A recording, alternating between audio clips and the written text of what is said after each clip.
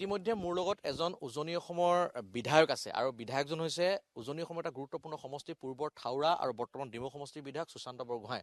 সুশান্ত বৰগোহাঁই এইকেইদিন সংবাদ শিৰোনামাত আছে। কাৰণটো কি সেয়া সকলোৱে জানে যে সুশান্ত বৰগোহাঁইৰ বিৰুদ্ধে এই সমষ্টিটোৰ পৰা গৌৰৱ গগৈক প্ৰতিদ্বন্দ্বিতা কৰিবৰ কাৰণে ইয়াৰ পৰা একাংশ লোকে গৈ ৰাজীৱ ভৱনত গৈ চিফাৰিছ কৰিছে বুলি কৈছে আৰু তাতে যিটো এটা টকা জমা দিব লাগে সেই টকাটো ইয়াৰ পৰা তুলি নি পেলাই তেওঁলোকে এটা অনুৰোধ কৰিছে যে গৌৰৱ গগৈয়ে সুশান্ত বিৰুদ্ধে আচলতে ইয়াৰ পৰা তেওঁ প্ৰতিদ্বন্দ্বিতা কৰিব লাগে। গতিকে সমগ্ৰ বিষয়টো সন্দৰ্ভত যিটো সুশান্ত বৰগোহাঁই মোৰ লগত নিজে আছে আৰু মই তেওঁৰ সমষ্টিতে আছোঁ, কিনো হৈছে আচলতে আৰু তেওঁক লৈ কিয় গৌৰৱ গগৈক ইয়াৰ পৰা টিকেট দিবৰ কাৰণে অনুৰোধ কৰিবলগীয়া হৈছে সেই সম্পৰ্কত জানিবলৈ মই সুশান্ত বৰগোহাঁইলৈ আছোঁ।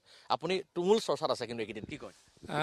এটা ভাগ্য আমাৰ যে আজি চৰ্চাত থাকিব পাৰিছোঁ ৰাজনৈতিক এই বিষয়বস্তুত। ইয়াৰ গোটেই কাৰণটো হ'ল এটা সময়ত মই কংগ্ৰেছ দলক প্ৰতিনিধিত্ব কৰিছিলোঁ, কংগ্ৰেছ দলত নেতৃত্ব দিছিলোঁ আৰু এই থাউৰা সমষ্টিটো পূৰ্ব থাউৰা সমষ্টিটোত দুবাৰকৈ মই কংগ্ৰেছ দলৰ পৰা বিধায়ক হ'লোঁ।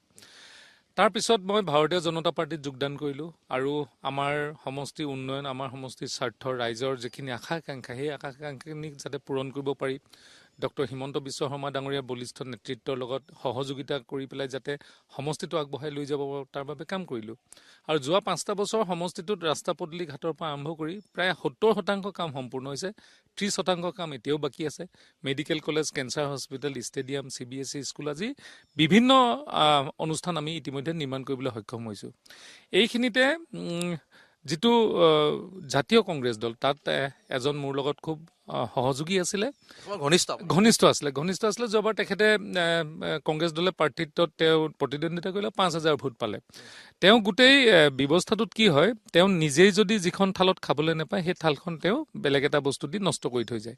আৰু আমাৰ ইয়াতে দুজন নেতা আৰু নেতৃত্বৰ যিটো আভ্যন্তৰীণ তেওঁলোকৰ কাজিয়াত কণ্ডল, সেই কণ্ডলৰ ওপৰত ভিত্তি কৰি আমাৰ ইয়াতে এটা দেখা পাই গৈছে, দুভাগ হৈছে।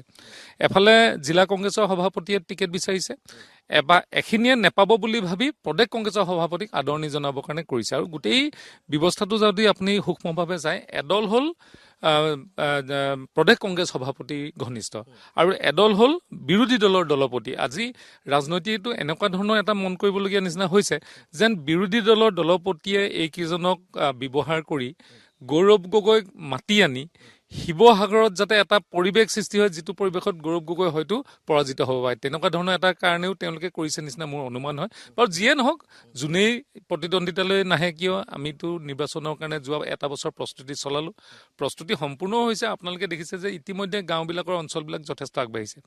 মানুহৰ মন এইবাৰ ভাৰতীয় জনতা পাৰ্টীৰ চৰকাৰখনৰ লগত, কাৰণ আজি যিগৰাকী ছোৱালীক মই আজি খবৰ কৰিবলৈ আহিছোঁ দেউতাকৰ প্ৰয়াত হোৱাৰ বাবে, সেই ছোৱালীগৰাকীয়ে আজি যেনেধৰণে চৰকাৰী চাকৰি পাইছে, সেই ছোৱালী এগৰাকীয়ে যদি অন্যান্য ৰাজনৈতিক দল কংগ্ৰেছ দলৰ চৰকাৰ হৈ থাকিলেহেঁতেন গোটেই মাটি ভিত্তি বিকিও চাকৰিটো যোগাৰ কৰিব নোৱাৰিলে। আজি সেই পৰিৱেশটো আজি কোনে দিছে?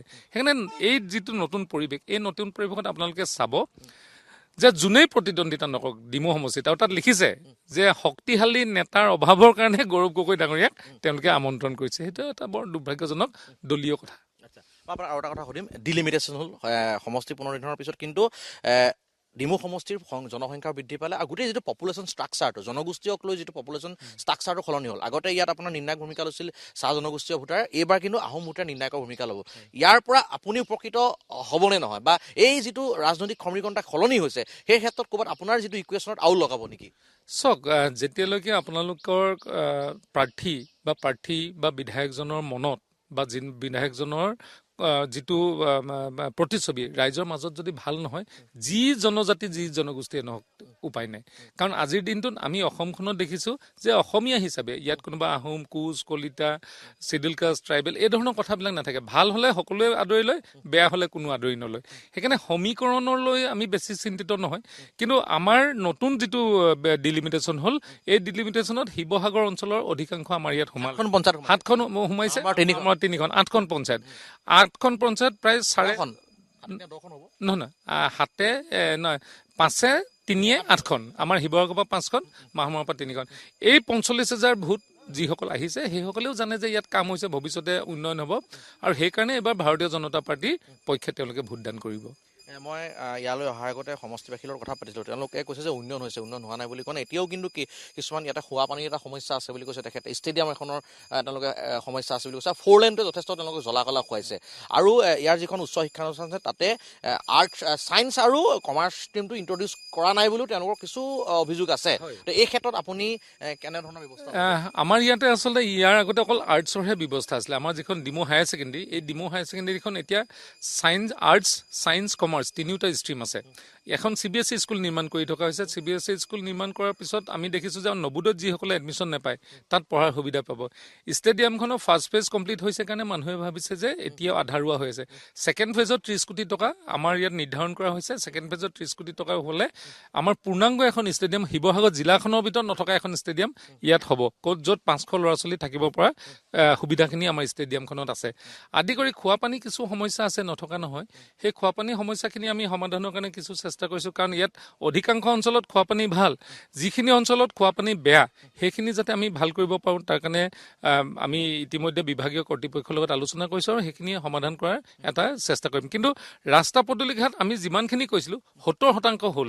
30% এতিয়াও কৰিবলৈ বাকী আছে। 30% 5টা বছৰৰ ভিতৰত আমি ইয়াতে 230 কিলোমিটাৰ বনাইছোঁ আৰু সকলোকেইটা সমষ্টি আছে, সেইকাৰণে হয়তো ক'ৰবাত 50 কিলোমিটাৰ থাকি গৈছে। পৰৱৰ্তী পৰ্যায়ত আমি এই ৰাস্তাবিলাক বনাই সম্পূৰ্ণ কৰিমগৈ। গৰাখহনীয়া সমস্যাটো চমুকে গৰাখহনীয়া একদম নাইকিয়াই হ'ল। এইবাৰ বানপানী এটোপালো বানপানী সোমোৱা নাই। আৰু গৰাখহনীয়া সমস্যা সমাধান কৰিবৰ কাৰণে 300 কোটি টকা এইবাৰ আমি চৰকাৰৰ পক্ষৰ পৰা পাইছিলোঁ। ধন্যবাদ। এয়া আছিল সুশান্ত বৰগোহাঁই। তেখেতে ইতিমধ্যে কেইবাটাও গুৰুত্বপূৰ্ণ বিষয়ৰ ওপৰত তেওঁৰ মন্তব্য কৰিছে। আৰু এটা কথা যিটো বিষয়লৈ চৰ্চিত হৈ আছে যে গৌৰৱ গগৈক তেওঁৰ বিৰুদ্ধে ইয়াৰ পৰা প্ৰতিদ্বন্দ্বিতা কৰিবৰ কাৰণে একাংশই তাত চিফাৰিছ কৰিছে ৰাজ্যসভাত। আৰু তেওঁ কৈছে যে সেয়া কংগ্ৰেছৰ এক আভ্যন্তৰীণ কণ্ডল আৰু সেই কণ্ডলৰ ফলশ্ৰুতিতে আচলতে তেনেধৰণৰ এটা গোটেই কাৰবাৰ এটা চলিছে। গতিকে তেওঁ যিহেতু নিৰ্বাচন সমাগত, তেওঁ নিৰ্বাচনৰ কামত বা তেওঁৰ সমষ্টিত যথেষ্ট সময় দিছে। গতিকে পৰৱৰ্তী সময়ত স্পষ্ট হ'ব আচলতে এই সমষ্টিটোৰ পৰা পুনৰ তেখেতে জয়যুক্ত হয় নে নহয় সেয়া নিৰ্ভৰ কৰিব ভোটাৰ ৰাইজৰ ওপৰত। লগতে অনাগত সময়ত সেয়া কথা স্পষ্ট হ'ব। কাৰণ অমিত আৰু মোহনৰ সৈতে ডিমৌৰ পৰা দীপজ্যোতি হাজৰিকা সহযোগত ভাস্কৰজী দাস, DY 365।